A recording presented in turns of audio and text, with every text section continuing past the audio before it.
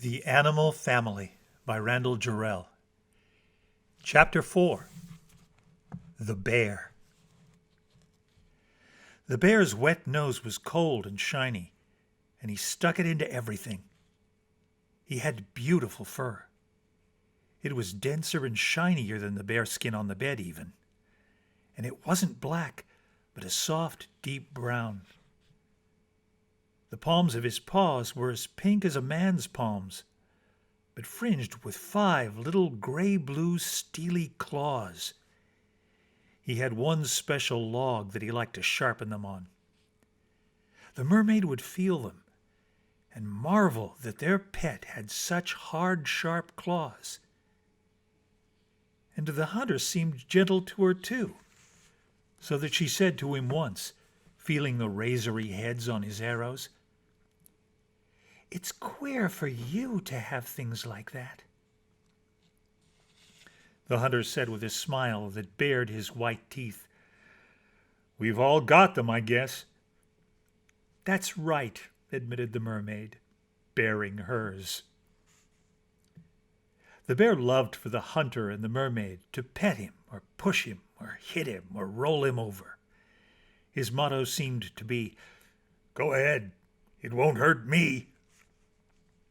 He would sit up, and they would toss the leather ball to him in a gentle arc, and he would catch it in his mouth or bat at it with his paws, scrambling after it when he missed it. He sat up and begged very beautifully, and he could walk on 2 legs almost as well as on 4. When he would walk across the room on his hind legs, reach for something on the table, and then cram it into his mouth, he looked like a little boy in a bear skin. But not for long. He grew so fast that they couldn't believe it.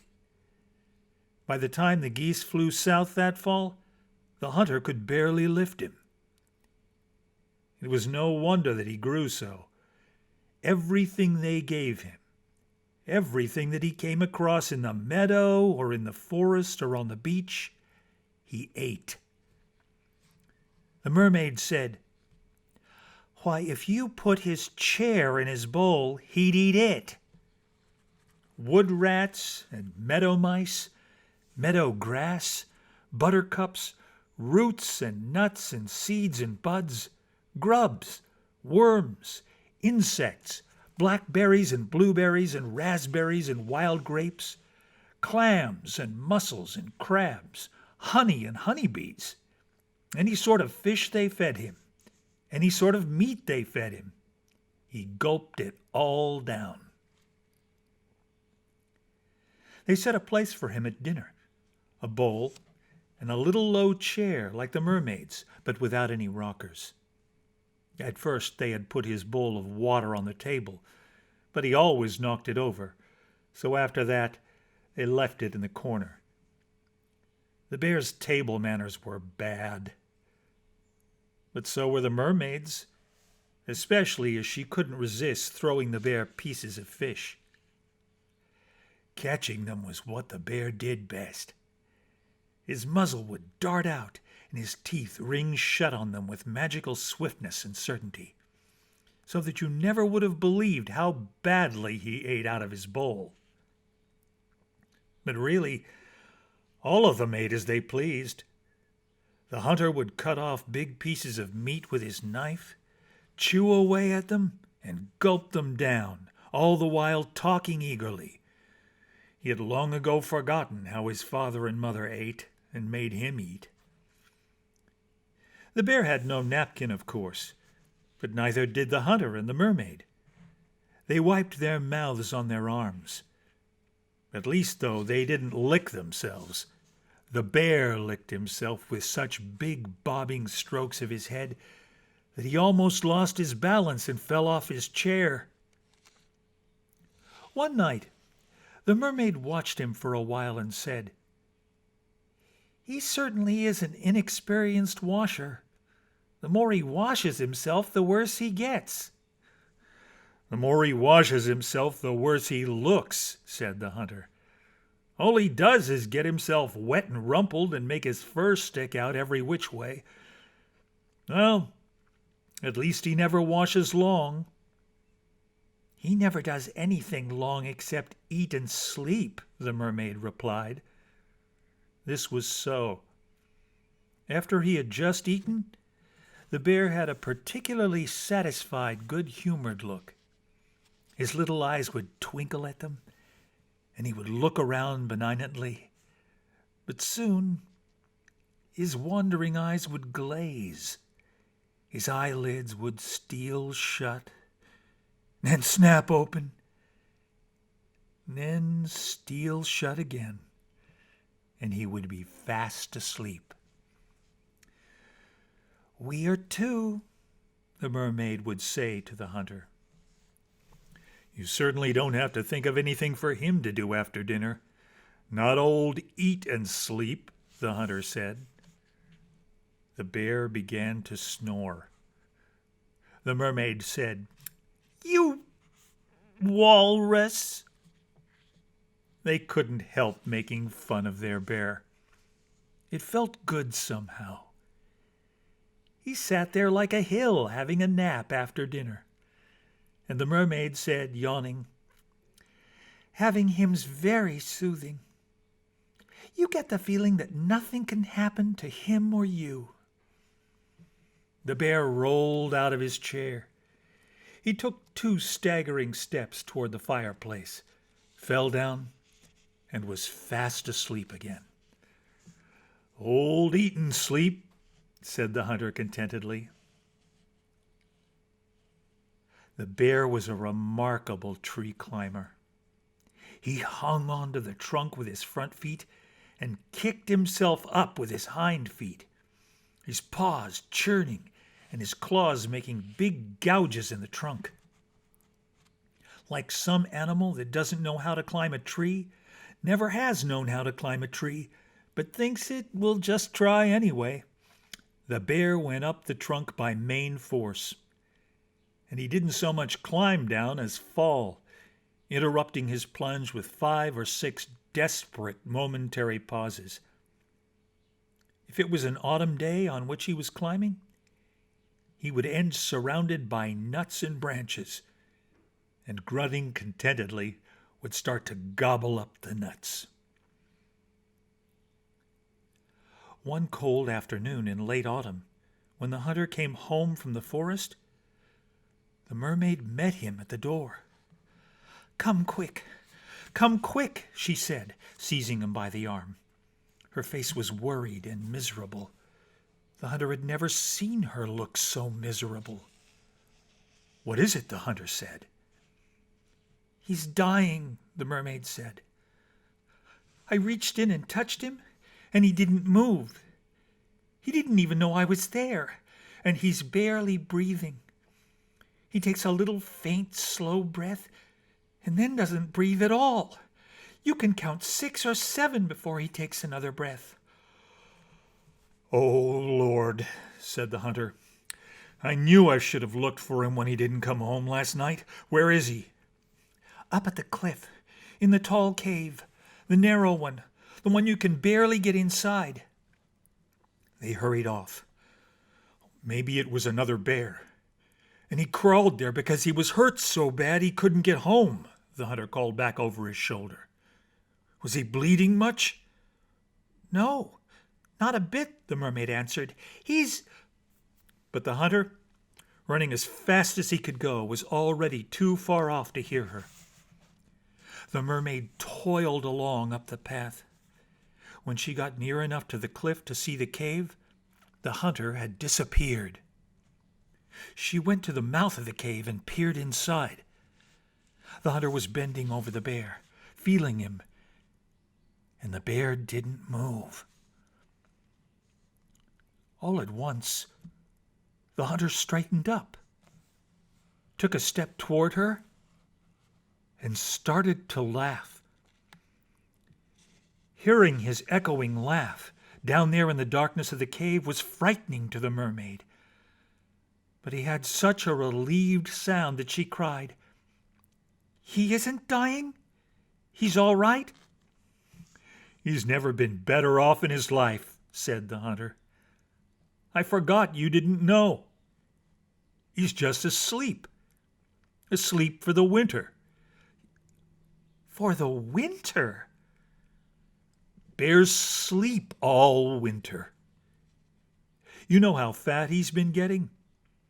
Well, he'll lie here fast asleep till spring, unless there's a warm spell. And it's all right for him to breathe like that? That's the way they all do. You can't wake them. Watch. He got hold of the bear below the shoulders, pulled him up as far as he could, and began to shake him. He shook and shook, and then gave a tremendous shout, one that made the mermaid's ears ring. Not even the bear's breathing changed. How queer, said the mermaid. How queer. Oh, I'm so glad he's all right. The hunter lowered the bear to the ground, patted him affectionately, and then climbed out of the cave. The mermaid said, I think I'll pet him too. She did, and then said sorrowfully, He won't be with us all winter? Every winter? The hunter remembered something the mermaid had said about her sister, and said, laughing, He was all summer. Why do you want him all winter, too? Oh, I don't know. I'm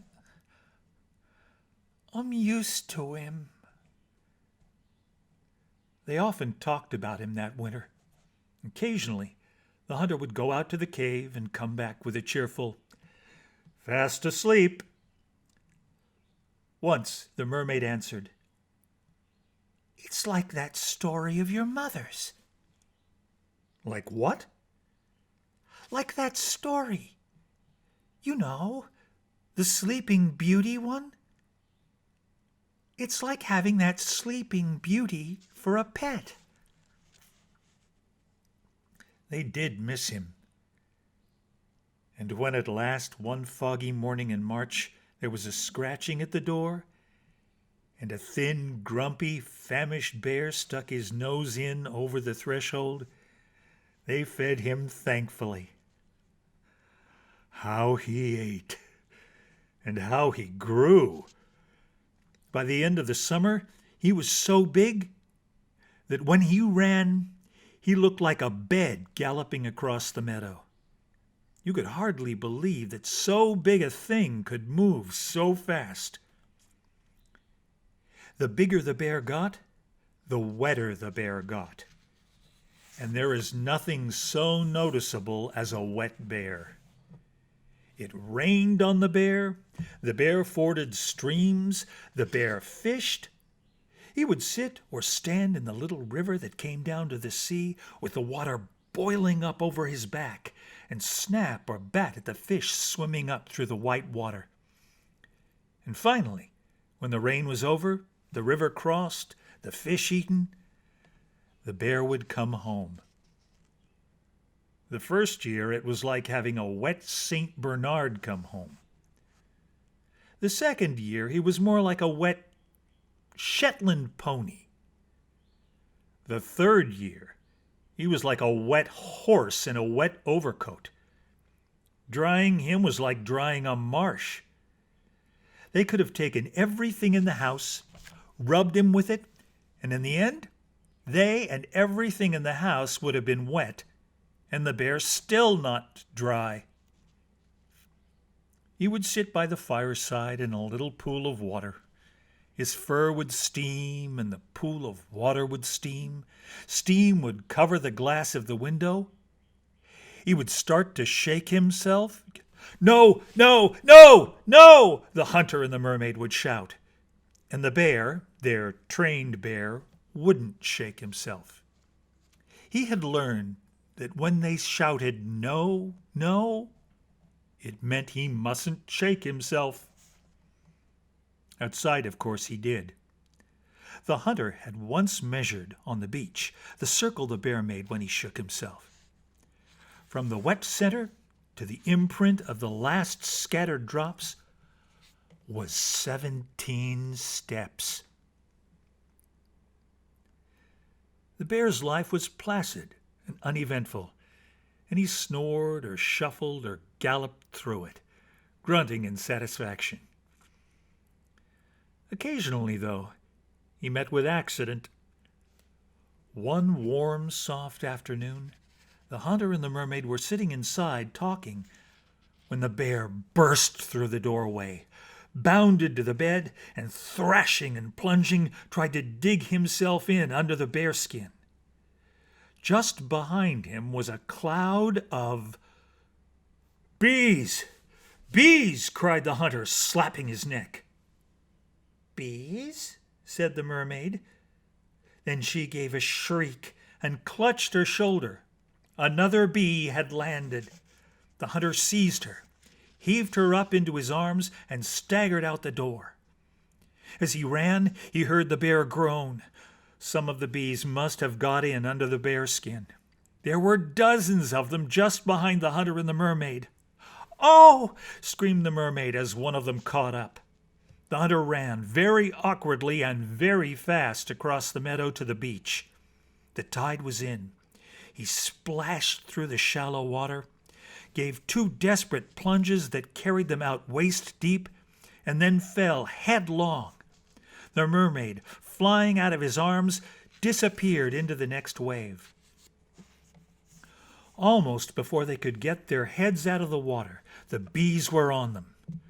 Snorting and blowing, his eyes and nose full of seawater, the hunter heaved and plunged and splashed. A perfect fountain of water and spray rose over him. The mermaid imitated him faithfully for a moment, then lost her balance, fell over, and began to splash as hard as she could with her tail. For the bees, it was like trying to get at 2 geysers under sea. Wet, cold, and discouraged, they began to make larger and larger circles around the two, and a few of them even turned back toward the beach. "We're getting them! Splash! Splash!" shouted the hunter. In 5 minutes, the last bee was flying sulkily over the beach toward the meadow. The hunter was sitting there panting, with water up to his neck, and the mermaid was laughing. She laughed so hard that she strangled, stopped till she could get her breath, then started to laugh all over again. The hunter began to laugh himself. "We're getting them! Splash! Splash!" cried the mermaid, pointing at the hunter and laughing harder than ever. "If that's the way you take it," said the hunter, "I won't give you any advice next time." The mermaid answered, "Just so long as you carry me. How'd you ever get us here so fast?" The hunter said, "I must have been inspired. Oh, that bear of ours! Either we've got to train him to leave bee trees alone, or else we've got to keep the door shut." "Let's teach him to run for the beach instead of his bearskin. We can tell him, 'You're a big bear now.'" "I'll go see how it is up at the house," the hunter said. He was soon back. "There are dozens still flying in and out of the door. I don't know where he is. You can see they're just doing it out of habit. They'll be gone by sunset." That night, as the 2 of them were sitting by the fire, all serene except for the clay they'd put on their stings, something scratched at the door. The hunter opened it, and the bear came in. Evidently, he had ended in the water himself. He was sodden. But the water hadn't washed away the big gummy smears of honey and beeswax on his head and shoulders. There were dead bees caught in his fur even. He sat down and began to lick his right front paw. The bear palm had several swollen places on it where the bees had stung him. "Just look at his poor nose," said the mermaid. It was so swollen that, like a man with the mumps, the bear didn't even resemble himself. And yet, He didn't look dissatisfied or miserable, but just sat by them licking his fur as if he were home and glad to be home. The harder he licked, the more of a mess he made of himself. As the fire got his wet fur warmer and warmer, a little cloud of steam rose from him. He smelled like 4 or 5 wet dogs and a beehive. Before long, his contented, shining eyes began to get a blurred look. "He's had a full day," the hunter said. "If he's got as much honey inside as outside, he's a full bear," the mermaid replied. "And wax, and bees. Remember, bears eat bees, too." Is there anything anybody in the whole world eats that they don't eat? Have we ever found a single thing that he won't eat? "Oh, wood." Well, if it's dead wood, he turns it over and rips it up and eats all the grubs and bugs inside. And if it's a live tree, he bats at the branches till he's got all the nuts off and then eats them. And if it's spring, he eats the buds and the blossoms and the bark on the... "You're right," the hunter said. The bear's eyes had closed. He began to snore. It was a gentle, peaceable sound. He looked as if he had spent the day dozing by the fireside. "He's got a real gift for getting along in the world," the hunter said admiringly. "Doesn't he look innocent?" The mermaid said, "To think we used to live without a bear."